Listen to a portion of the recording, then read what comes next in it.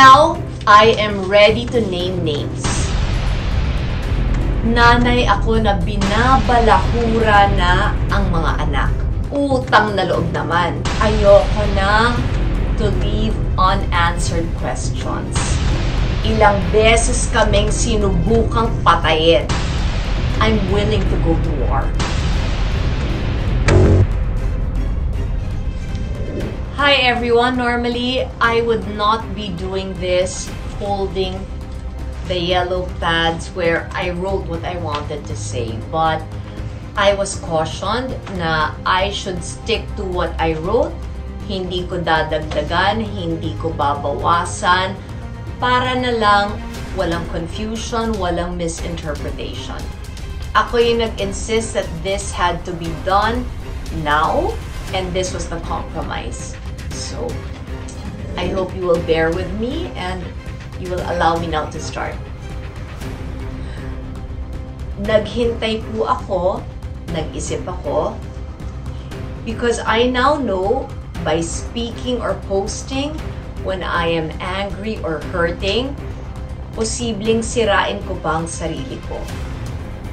Mas mahirap kasi ang damage control. From before my birthday until a few days ago, name it. Professional misunderstandings, they hurt me. A messed up 7-year romantic entanglement again started making me question my worth. But ang pinakamahirap was to control myself. My family was always expected to take the high road. My siblings, kayang-kaya nila yon.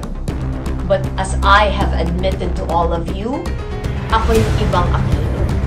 Plus, I'm a solo parent. Nanay ako na binabalahura na ang mga anak. Sinubukan ko to shut up para wag na tong humaba. But shutting up caused me even more stress. Stress happens to be the #1 enemy of autoimmune. In just 1 week, OA sa pagka-malicious ang pag-target sa panganay at sa bunso ko. Inisip siguro kung mag-imbento tungkol sa panganay at tawagin bakla yung bunso, titiklop na yung nanay. Now, I am ready to name names. Kuya Josh happens to be very happy in Tarlac. He is not there para mag-establish ako ng presence in the same province where my father and my brother started their public service journeys. Pero kahit walang pangalan, walang picture, walang detalye, naglabas ng video sa YouTube na merong nabuntis si Kuya Josh. Now, my bunso, si Bim. Bullying a 13-year-old dahil sa tingin ninyo or tingin nila na bakla siya. Utang na loob naman. This is 2021. We are living in 2021. Bim is tall, he is good-looking, he's well-educated, he is intelligent. First honor siya, di ba? He is articulate, respectful, hindi siya palamura, and he happens to be very mature. 13 years old lang siya. Nakakahiyamang aminin. Pero siya ang gumagawa ng lahat ng paraan para lang gumaan yung mga problema ko at para mapaligaya niya ako. Since I said I will be naming names, we recently discussed Herbert. Para no questions, Herbert Bautista. Because the two of us tried to reconnect. But as a mom, I knew I needed Bim's permission. To quote my son, nung pinag-uusapan namin, sinabi niya, I can see, Mama, how you still look at him. You do not look at others the way you look at him. If he is your happiness, then he has my vote. Unfortunately, because elections are next year, dahil ginamit ko yung vote, that word vote, it can be misinterpreted again. HB's plans, his political plans, whatever plans he has, they are his own. Para further na maklarify, binenta na po namin ang bahay namin in Green Meadows in Quezon City this December 2020. We are just waiting to sign the lease contract. Lease, meaning magre-rent kami ng condo in a different city. Shifting to Tarlac to vote was the ideal because I didn't want to be impulsive with a major purchase. I wanted the time to decide kung bibili ba ng condo, magtatayo ba kami ng property in the south because we do have one in the south, or will we create a small compound in Tarlac? For my health, we were actually ready. Nag-down payment na ng malaki to lease this villa in Boracay. But yung last blood panel ko, it was not good. Hindi ako pinayagan ng mga doktor ko to go far away. I needed to stay near them. Ayoko na to leave unanswered questions. There was a part of me that wanted to keep things private, but unfortunately, I don't have that luxury. You kept asking me what happened to Bingkay. So this is the story. February 2020, bago mag-lockdown, nagtampo ako kay Bingkay. We needed a 4-week break. When I messaged her, please, bumalik ka na. Pero nag-specify ako ng bagong ground rules. It was her choice to turn me down. And she did. She walked away. Ngayon, naiintindihan ko. Kahit very generous ako, gusto rin naman niyang mag-asawa, magka-family, and siguro matanggalan ng 24/7 na responsibility of taking care of me. But there's absolutely no bad blood. After my time thinking, luminaw, I was being tested. Na-pinpoint kasi what was my vulnerability. It's simple. It's how much I love my sons. Alam kasi ng lahat, ako lang ang meron sila. I am exhausted from reading dun sa mga comments na ignore them or choose your battles. Please, I ask you, I know you mean well, but please do not decide for me because they are not your sons. Ako ang nanay nila. So I made my choice. For my sons, in order for me to defend them, I know I'm willing to go to war. Because, ito na yung hinihintay nyo na because hindi nila fault that they cannot count on their fathers. Hindi nila choice na ang nanay nila ang apelyido Aquino. Hindi nila kasalanan that the lies about my family will continue until history gets completely rewritten. Nagbanggit lang ako ng yellow brick road in an art card. Default mode na yung line of attack. The STD lumabas na. Akala ko pa naman nag-iisip. May I explain? Bala yan na laban sa akin. Pwede niyong paputukin kung tinago ko. You can use it against me if it was a skeleton I hid in my closet. But that happened 18 years ago. Ako mismo ang nag-tell all. I did that live on TV Patrol in my mother's house. That is an iconic interview.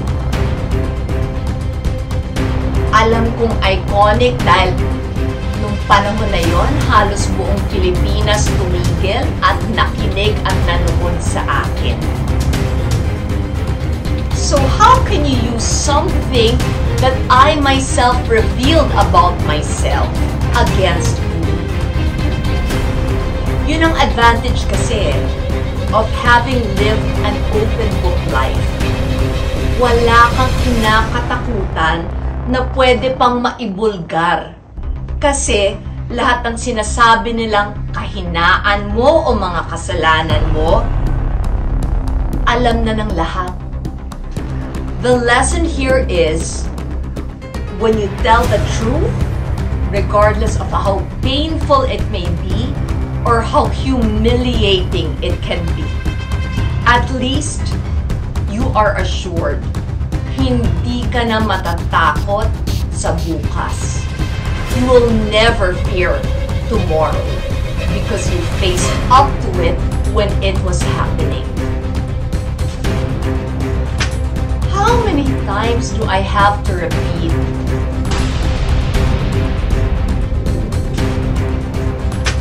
How many times do I have to repeat?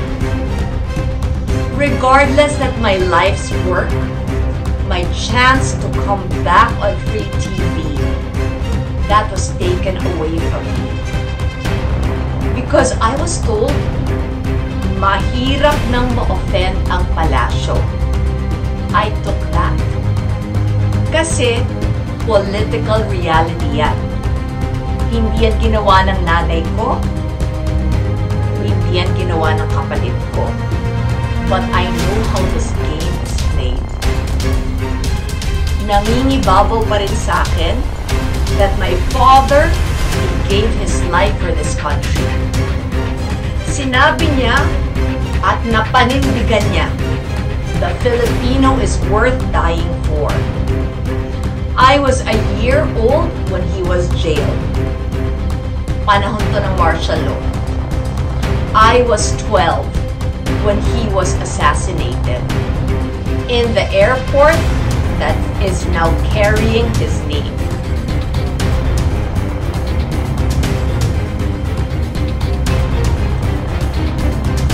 And you know what? With everything that has happened, I still continue to pray for the current administration, for this government that is ruling us right now. Dahil kung pumalpak sila, tayong lahat, tayong mga Pilipino, tayo ang babagsak. Maling oras ito for political divisiveness. Millions of Filipinos are now jobless. Millions are hungry. Marami na. Millions have lost hope. Marami na ang namatay. Too many are sick. And too many can still die. The problem is, nung sinikap kong tumulong, na misinterpret yon. Hindi po ako kagaya ng iba. Hindi po ako epal. Wala po akong agenda.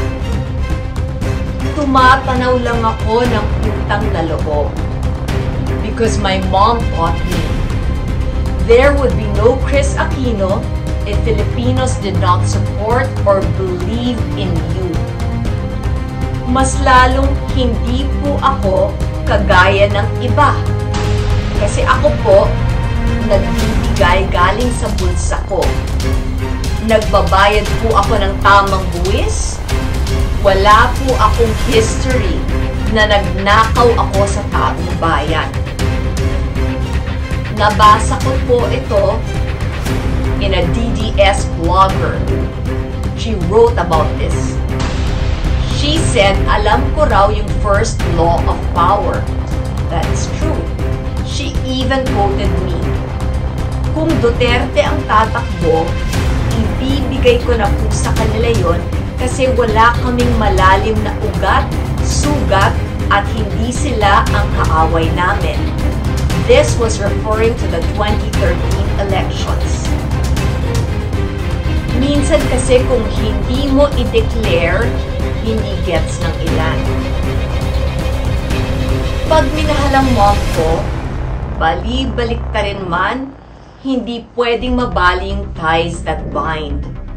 In the current Duterte cabinet, Secretary of Finance Sonny Dominguez and Secretary of Foreign Affairs Teddy Boy Locsin continue to have my unwavering respect.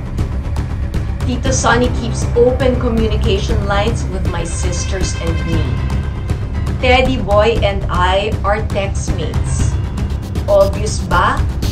Pag may bumanat sa akin, Teddy Boy goes ballistic on Twitter. There are friendships too deep para ma-taint ng politika. Tatapusin ko to by saying, who actually benefits by erasing the legacy of my parents? Sino ang nagtanggal ng freedom of speech sa Pilipinas? Sino ang nagpakulong at nagpapatay kay Ninoy Aquino? Let's go back.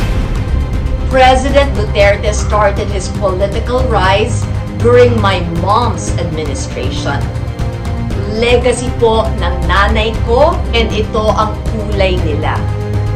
It is for that reason that I will not allow anybody to taint the symbol of their sacrifice. I have no party affiliation. Pero alam ko kung sino ang napatalsik at gustong-gusto kaming gantihan dahil kulang para sa kanila na pinapatay na nila ang dad ko.